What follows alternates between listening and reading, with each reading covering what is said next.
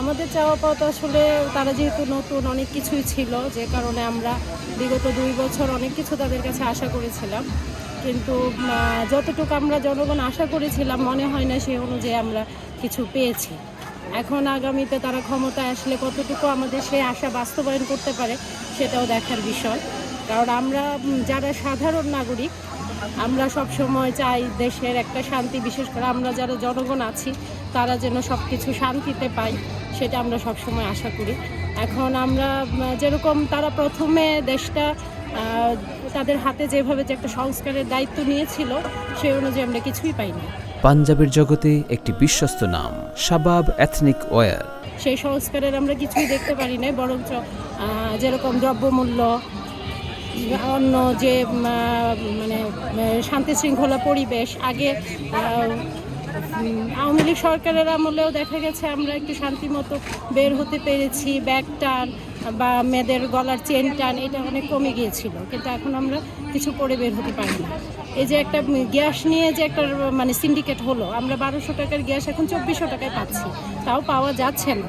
তাহলে এটা তো আমরা এরকম বাংলাদেশ যেন না হয়, এই জন্যই কিন্তু আমরা তাদের হাতে দেশটা তুলে দিয়েছিলাম। তো 2 বছরে আমাদের আশার কোনোই বাস্তবায়ন হয় না। এখন আগামীতে ক্ষমতায় আসলে তারা কতটুকু আমাদের আশার বাস্তবায়ন করতে পারবে সেটাও দেখার বিষয়।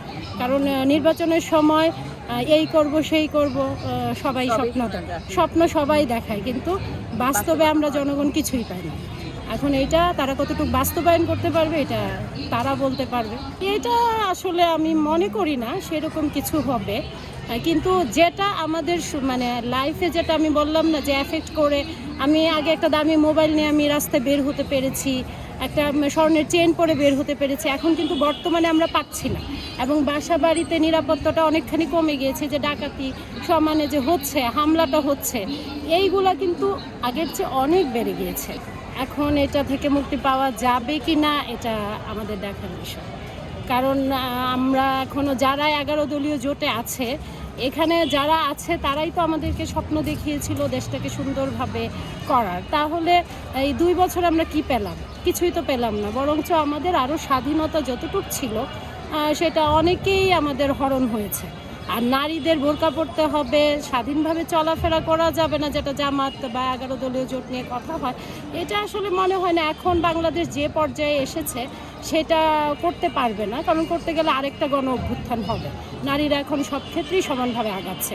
হ্যাঁ, হিজাব বোরকা এটা যার যার ব্যক্তিগত পছন্দ, কিন্তু আমরা যেটা দেখতে চাবো আমাদের দেশের নিরাপত্তা, আমরা সহজে চলাফেরা করতে পারছি, স্বাধীনতা, সেটা হরণ যেন না হয়, যেটা এখন বর্তমানে অনেকখানি হরণ হচ্ছে। দ্রব্যমূল্য এখনও রোজা আসে নাই, কিন্তু দ্রব্যমূল্যের দাম অন্যান্য বছরের চেয়ে এবছর আরও বেড়ে গিয়েছে। তাহলে আমরা কি আশা করতে পারি? নতুন সরকারের কাছে আমরা কিছুই পাই নাই, এখন সামনে তারা কি দিতে পারে এটা দেখার বিষয়।